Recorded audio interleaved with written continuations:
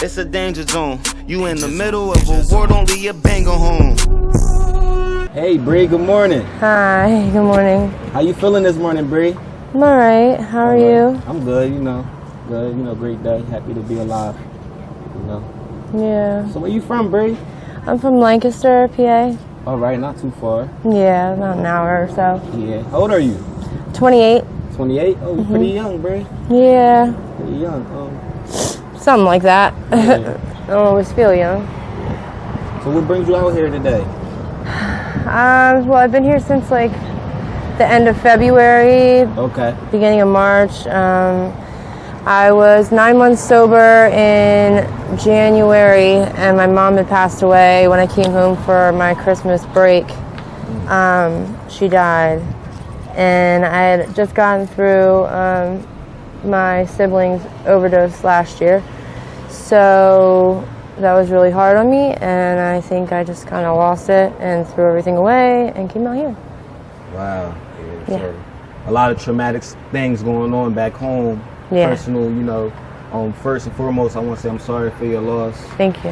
And, you're just going through hardship right now. And it's pretty hard to cope, I could say, right? Yeah. I pretty much can't get through unless I'm sober, unless I'm fucked up. Right. So. Okay, so you say you got 9 months clean, right? Yeah. How were you able to do that? Well, I went to jail. I was there for a couple months. It was like my 20th time there.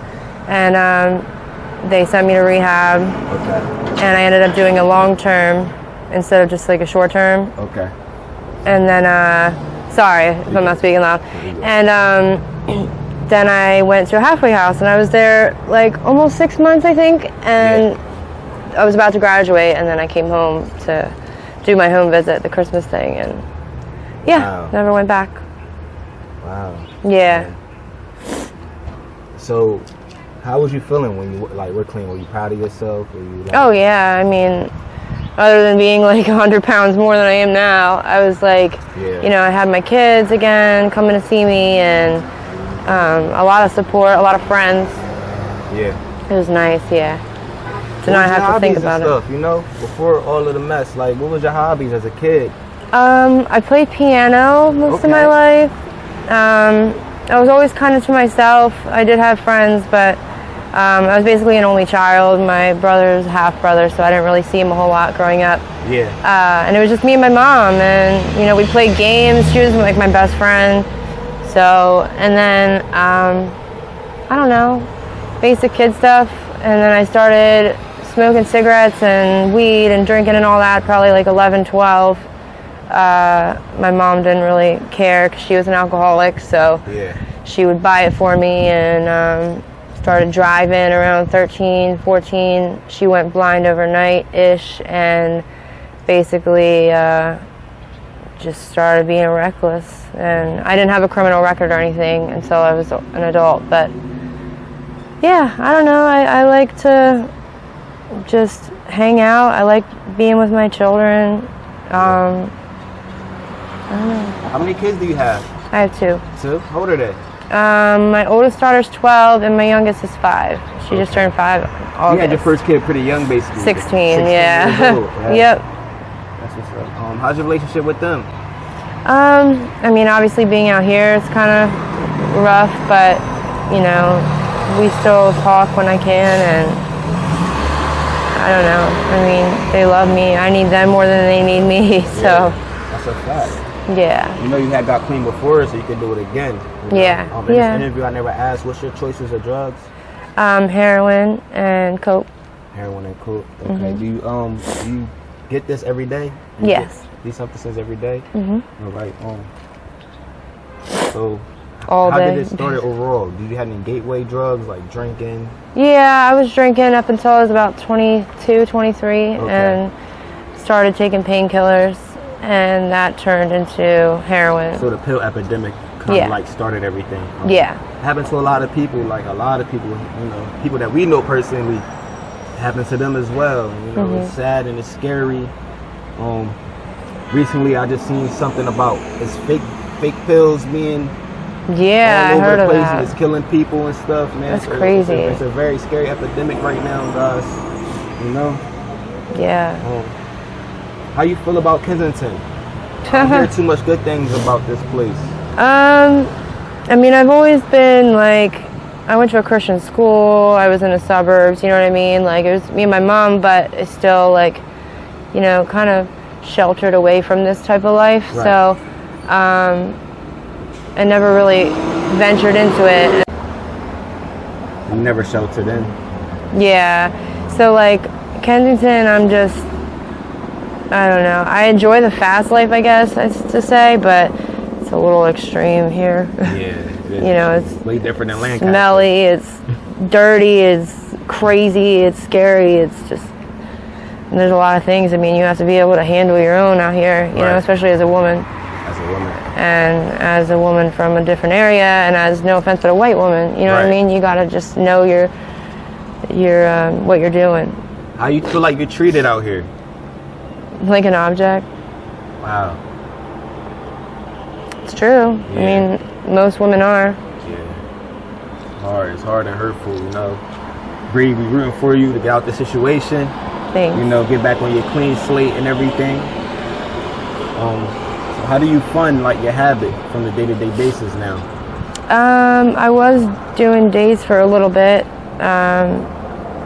It's too crazy. I mean, it's too dangerous. There's girls with AIDS out here, tricking. And I see them walking around, and I know it's confirmed they have it. I mean, on YouTube and everything. So, yeah, there's documentaries about it on there too. So scary thing, guys. But yeah, now I just kind of, you know, panhandle, trap, stuff like that. Okay. Oh, you trap from time to time? Mm-hmm. Okay. You work for like one of the blocks? Or? Yeah. Okay. How was that? How's your experiences with that? I mean, it's hardly anything. You don't really get much at all, but I mean, they give you what you need throughout the day, so that helps. Okay, so you basically trap for your habit, basically? Yeah. Okay. It's all we ever make money out here for, most of us. Yeah. I mean, I buy clothes when I can, you know. Most of it gets stolen every other day, every day, you know, stuff gets taken, so I have to buy new clothes every day. Right. And I'll just go and buy an outfit for the day, wear it, buy an outfit the next day, $5-10, you know. Yeah. Have you been feeding yourself? Yeah, I was gonna say, I don't really eat. I mean, I lost 95 pounds since January. So I eat like snacks and stuff and candy and whatever I can afford, cheap stuff. Right.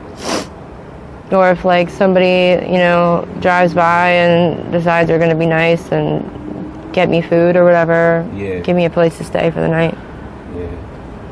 I also be seeing, you know, people like churches and stuff like that. They be giving back food sometimes. Yeah, I eat there. We done it a few times, you know. But that's still not enough, because I heard when somebody's really hungry out here, you don't see none of them people giving out. It's only on the days when they already got food and they're already good. And like I said, I'm usually trapping or like trying to make money. So I dropped a whole trapper. So like I'm not really around when they're giving it out, you know what I mean? Or I just miss it or something like that. Same with the clothes they give out and stuff, so. Yeah. So how does it feel? I know on the block where they hustling at, it's not that many, you know, young white women from the more suburban area. Right. How do they treat you on the block when you trying to, you know, get your hustle and stuff like that? I mean, I'm pretty like open and forward when I'm there. When I'm not, I'm just me. I'm just kind of like to myself. But when I need to be like loud and you know what I mean, basically, like you know how to firm, stand firm, and hold it down. I respect that 100% because you need that to survive out this place, man. Oh yeah, and you just you can't cry out here. You can't let anybody know that you're scared or that you're sad or anything like that, because that's how they take advantage right away. So. Yeah, you gotta stay firm. You have any friends out this way, Bree? Yeah, I do. I met a lot of good girls out here. There's a lot of shiesty ones, but there's good girls out here. Okay. Have you gotten into any fights with people from this neighborhood? I'll be hearing a lot. Oh, I've been threatened over dumb stuff. I've been threatened my life over a sweater. I've been assaulted sexually and been threatened to pay money for that, or else, you know. Real? Yeah, it's a lot of it's crazy, but I mean, you got to keep doing what you're doing, move forward. You don't quit out here. You know, if you quit, you leave. Yeah. You know, or you die. Or you die. Yeah. So where do you currently sleep? Are you like outside? Yeah, from house to house? wherever outside? I can. It's getting cold, so I try and, you know, find people that are willing to let me crash there for a couple dollars, or just, you know, abandoned houses or wherever I can. Yeah. It's hard, ain't it? Yeah, You know? a lot of them make fires and stuff out here, so you can stand by that or sit. I see it. I see that all the time. Yeah, so that's nice. But other than that, How was your upbringing? Was it like lower class, middle class? like middle class. Like I said, I went to a Christian school, private school. Private school? Yeah. You get into any sports? No. No sports at all? No, I did like dance and gymnastics and stuff like that, but never like anything on a team. What's your favorite food to eat when you do eat? Brie? Ice cream. Ice cream? Yeah, I go to McDonald's a lot if I can and get hot fudge sundaes. Okay. Or like Quick Stop, they have like dollar ice cream cups, so it's banging. You ever cry yourself to sleep sometime, Brie? Yep. Every night. Every night? Mhm. Sad, right? Do you remember what still makes you happy? My kids. Your kids? First and foremost, you gotta go hard for yourself, get clean again for yourself, and then get clean for your kids, you know? It's a whole world out here. They need their mom. You know, nobody's perfect at all. And nobody been through what other people been through, you know? So all I'm saying is that it's possible to fight this long fight, Bray. You're pretty young too, you're 28 years old. You still got time. You know anybody that got clean, that was out here? You got any mentors, anything? Not really. You might have to find a mentor as well, Bray. You Yeah. know? How about a support system? What if you're ready to take that step to get A lot clean? of people around here say that they'll be here for me and stuff, and the next day they're not. They're not, right? So my mom was basically it. And that took a toll on you, right? Your mom. But you know, consider, you know, you grew up Christian and stuff like that. Consider your mom is looking down. Is she rooting for you to get out of this situation? You know what I'm saying? Looking down on you. You know, are you a spiritual person at all? Yeah, for sure. I just don't think about that stuff when you're out here. You know, you think about one thing, Your and mind, bro. surviving. You It's know. like, you know, I'm rooting for you all the time. Media's rooting for you. You know. Thank you. We would love the best for you. Like, these streets are dangerous. Yeah. We're not safe out here either. And we're, you know, interviewers. But Yeah. it's just, you know, it's a lot of bad spirits, a lot of bad stuff going on out here. Everybody taking a risk, going day by day. You know what I'm saying? But everybody's story different. And the reason why we do this is so the people that don't have voices have voices.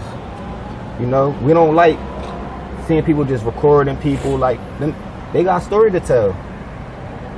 See what brought them there, and see what type of person they really is, and don't judge people from how they look or their circumstances. There's some real good people out here. We met a lot of real good people out here.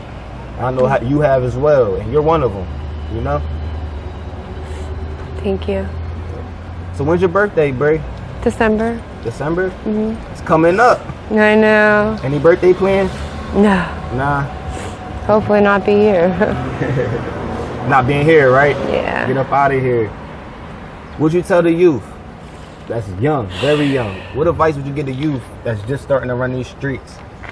Don't do any drug. Don't even do the ones that you think are okay and not going to get you addicted, because they will. And stay with the good ones, the good people. Don't get into the, you know, trapping and stuff like that, because it could turn ugly for you, and you could either like lose your life that way, or, you know, become addicted. Right. And you know, just stay in school, stick with that, and find somebody older that's a good person, that's not an addict, that's somebody like that you can stick with, and that can, you know, give you advice, and just look up to that person and just live that life. You know, however life you want to live, look to that person and do it. All right, thank you, Bree. We'd like to thank you for your time. Yeah, thank you. We wish you the best of luck and success. Appreciate it. You know, hopefully you ain't gotta be on the block no more. Yeah. Trapping, boosting, whatever you do, panhandling. Yeah. You know, hopefully you can get into like, I think you said that you was into like bank, like working the banks and Yeah, stuff like that? I worked at a bank for a You while. worked at a bank for a while. Get back into it, you know? Yeah. You still got connections with the bank? People that used to work Yeah, I with? mean, I don't have any felonies, so I can still You good. go back to work, yeah. But like I said, Bree, thank you, All Time Media. God bless. Thank you. It's a danger zone. You in the middle of a war, don't leave your banger home.